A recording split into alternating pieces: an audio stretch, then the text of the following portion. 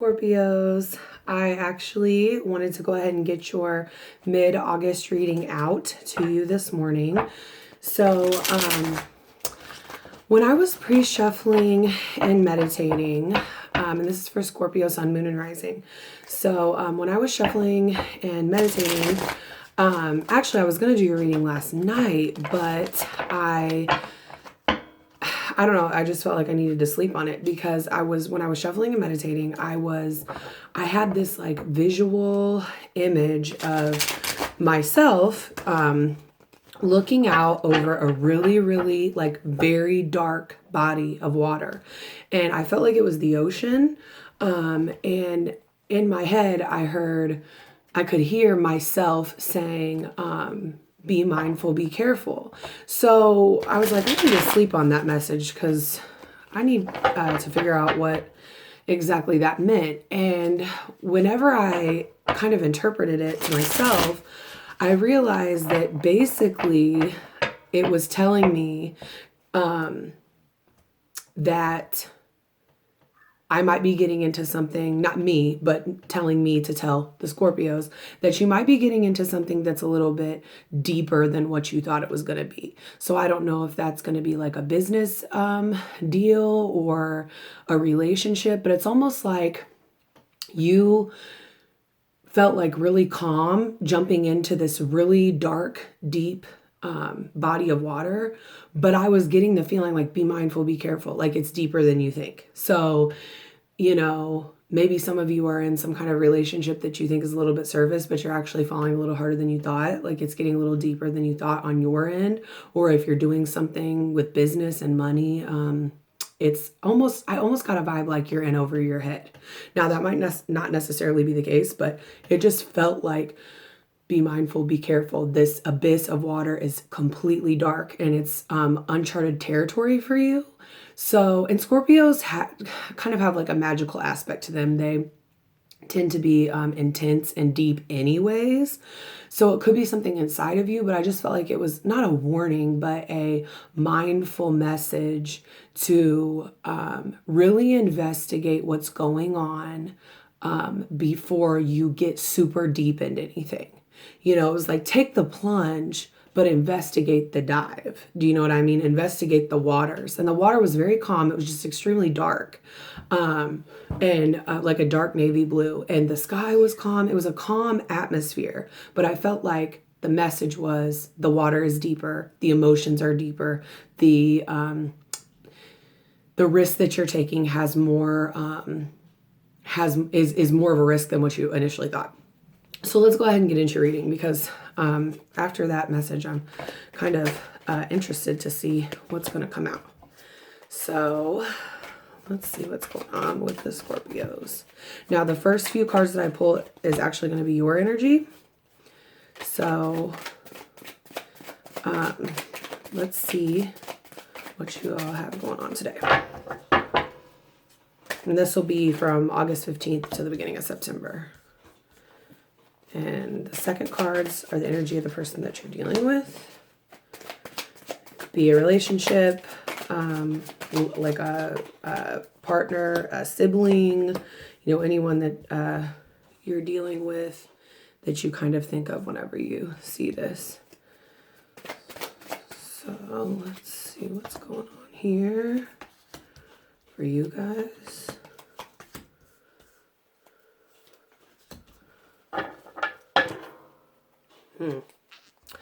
Okay, Scorpios. So at the bottom of the deck, you have the Ten of Swords, which basically the overall energy for this entire reading is someone is coming to the very end of a cycle. They have been hurt very bad. The Ten of Swords, I always say, is like you weren't stabbed one time. You were stabbed 10 times. Like overkill, like way overdue. So it could be the ending of a cycle that's way overdue, and it's a 10, which is always a completion. But I always feel when I get the 10 of Swords in my stuff, like it's like, okay, let's say you've been in some sort of relationship, some sort of connection, and finally you're done. Like the last sword in the back has occurred, and you cannot, even if you wanted to, you could not you couldn't take the swords out. Like there has to be a death, you know what I mean, in order to rise and become someone new. So that's kind of the energy that I'm getting, is that something is completely done. Some sort of cycle is completely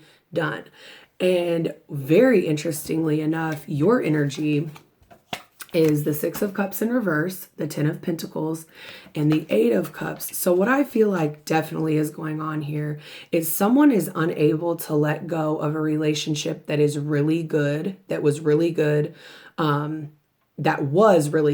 a specific time. So they're wanting, it's like unrequited love, like, and then this is your energy. So you are the other person. This is supposed to be your energy, but it can be vice versa. I feel like your energy is still in love. Your energy is still reminiscing. It's like this person isn't physically in your life anymore, but you're reminiscent of the good times, the Ten of Pentacles, when you guys had it all together. But there's something that's occurred that's made you have to let go. But I feel like in your heart and in your mind, they're physically not present, but they're still very much alive here and here, very much attached here and here. And also in the future, you're walking away.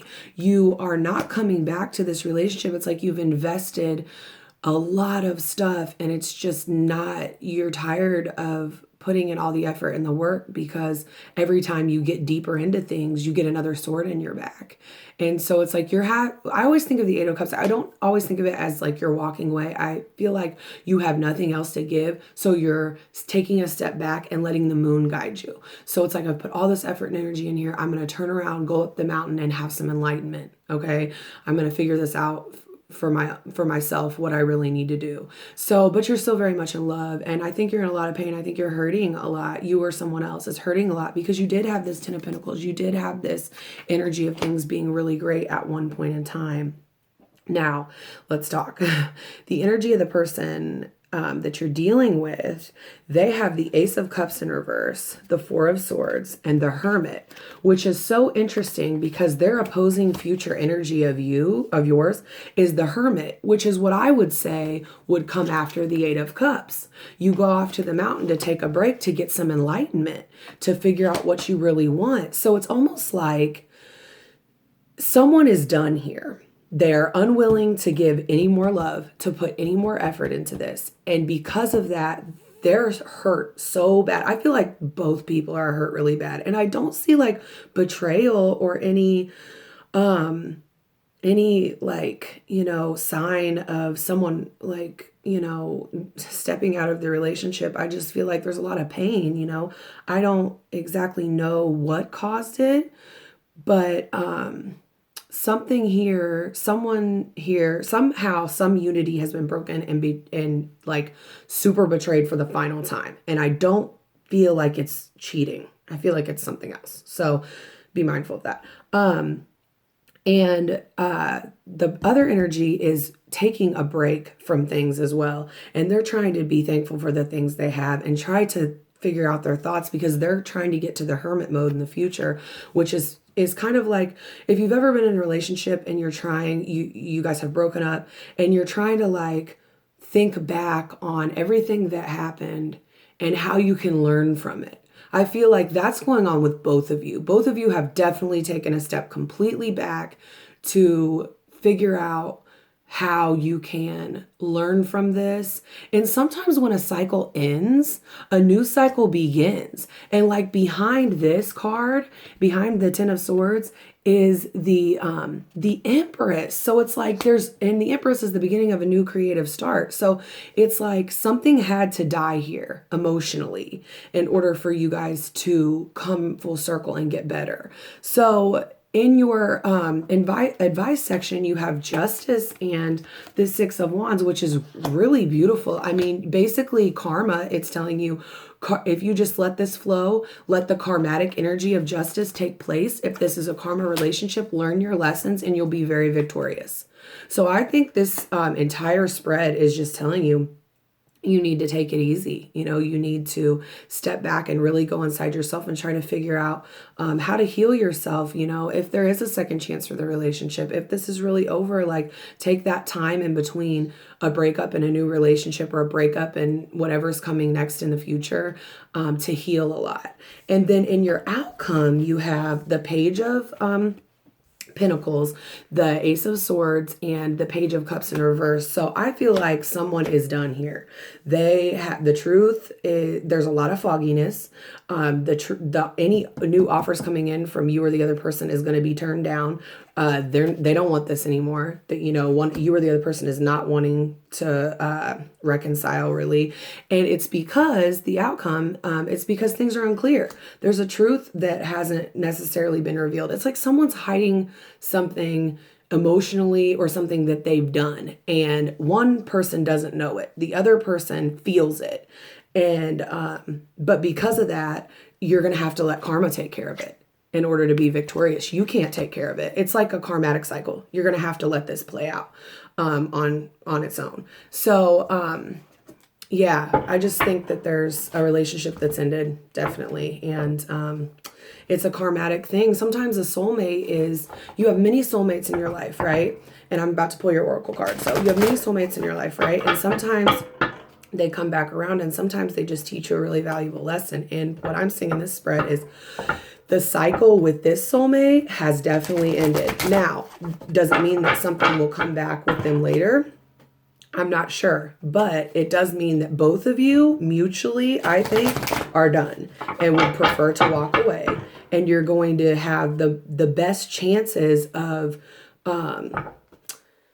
vibrating at a very high frequency and bringing into your life the things that you want, if you just let things work out. If you balance the karmatic scale, let whatever energy that's coming to you and this other person come. Sometimes Scorpios are very intense. They like to have control over their emotions, and I feel like this is just telling you to feel what you feel deeply, and let the universe do the rest. Okay.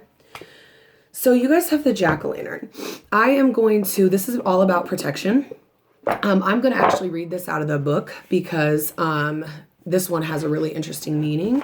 And I think it's going to have something to do with that vision that I had in the beginning I'll let you see that, with the deep ocean. So, I think maybe you've gotten yourselves in something really deep with this. Possibly the person that has ended the relationship. So let's take a look really quick.